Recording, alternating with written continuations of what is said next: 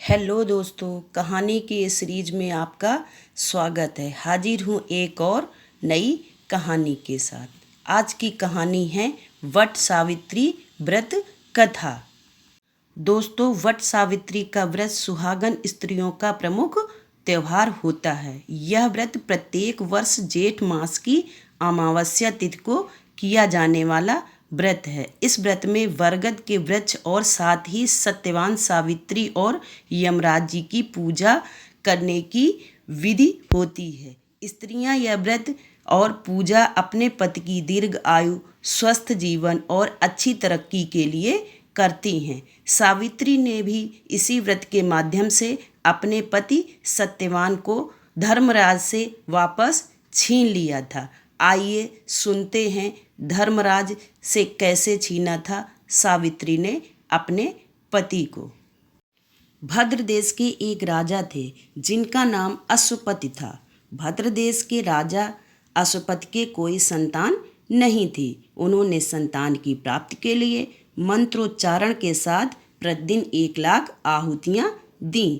18 वर्षों तक वह ऐसा ही करते रहे। इसके बाद सावित्री देवी ने प्रकट होकर वर दिया कि हे राजन, तुम्हें एक तेजस्वी कन्या पैदा होगी। सावित्री देवी की कृपा से जन्म लेने के कारण उस कन्या का नाम सावित्री रखा गया। कन्या जब बड़ी हुई तब उसके योग्य वर न मिल पाने के कारण राजा अत्यंत दुखी हुआ और उन्होंने सावित्री को स्वयंवर चुनने की अनुमति दे दी। सावित्री ने सत्यवान की कीर्ति सुनकर मन से उसे अपना पति मान लिया था।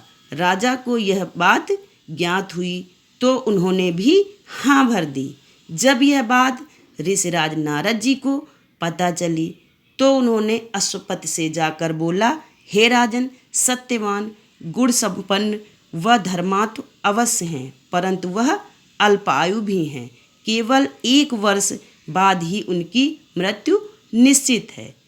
ऋषिराज नारद की बात सुनकर राजा उदास हो गए और उन्होंने यह बात अपनी पुत्री को सुनाई, पर सावित्री नहीं मानी और अपने पिता से कहा कि पिताजी, आर्य कन्याएं अपने पति का एक बार ही चयन करती हैं। राजा भी एक बार ही आज्ञा देता है और पंडित एक बार ही प्रतिज्ञा करता है और कन्या दान भी एक बार ही किया जाता है। सावित्री हठ करने लगी और बोली, मैं सत्यवान से ही विवाह करूंगी।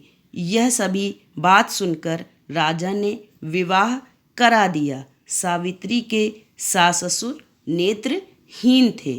सावित्री ने ससुराल पहुँचते ही उनकी सेवा करनी शुरू कर दी। सावित्री ने नारद मुनि से पहले ही सत्यवान की मृत्यु का समय मालूम कर लिया था, इसलिए जैसे जैसे वह दिन करीब आने लगा, सावित्री अधीर होने लगी। उसने 3 दिन पहले ही उपवास शुरू कर दिया था। सावित्री ने नारद मुनि द्वारा कथित निश्चित तिथि पर पितरों का पूजन किया और मृत्यु के दिन भी वह हर दिन की तरह सत्यवान उस दिन भी लकड़ी काटने जंगल जा रहा था।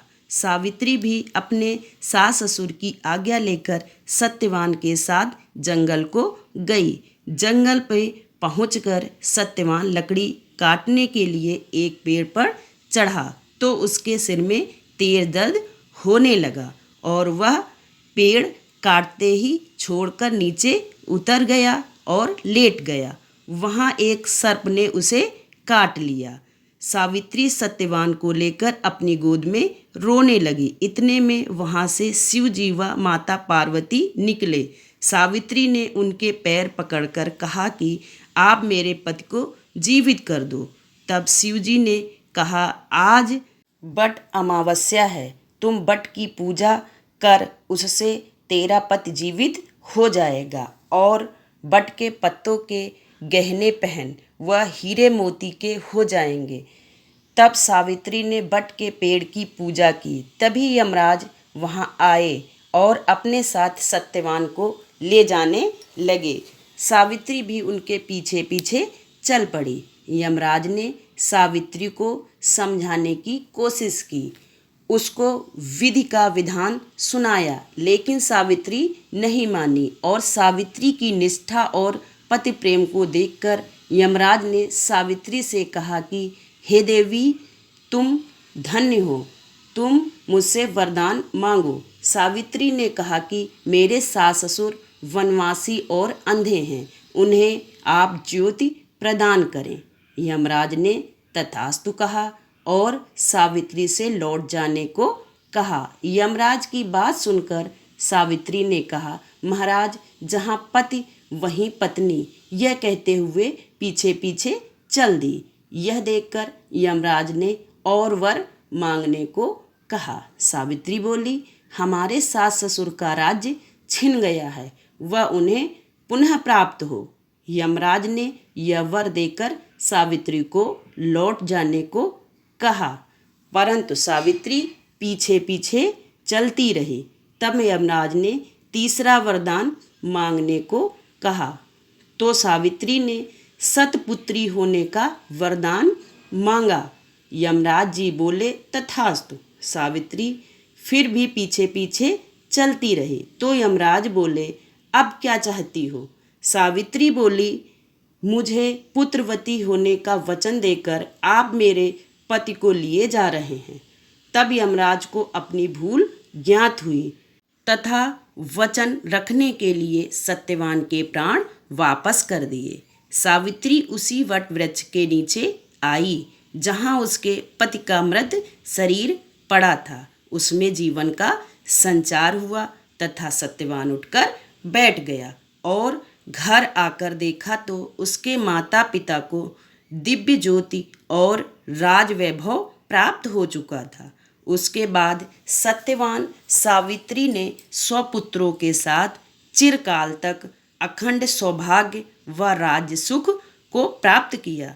जिस तरह सावित्री को पुत्र सुख व अखंड सौभाग्य दिया, भगवान वैसा सभी को दे। जब से अटल सुहाग की कामना के लिए स्त्रियां वट सावित्री का व्रत करती हैं, इस प्रकार अटल सुहाग की कामना करते हुए वट वृक्ष की पूजा अर्चना और निर्जला व्रत रखना सुहागिन स्त्रियों के लिए अत्यंत ही फलदायी होता है।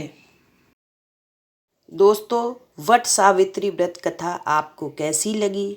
अच्छी लगी हो तो इसी तरह नई नई कहानियाँ और कथाएं सुनने के लिए चैनल को लाइक एवं सब्सक्राइब करें।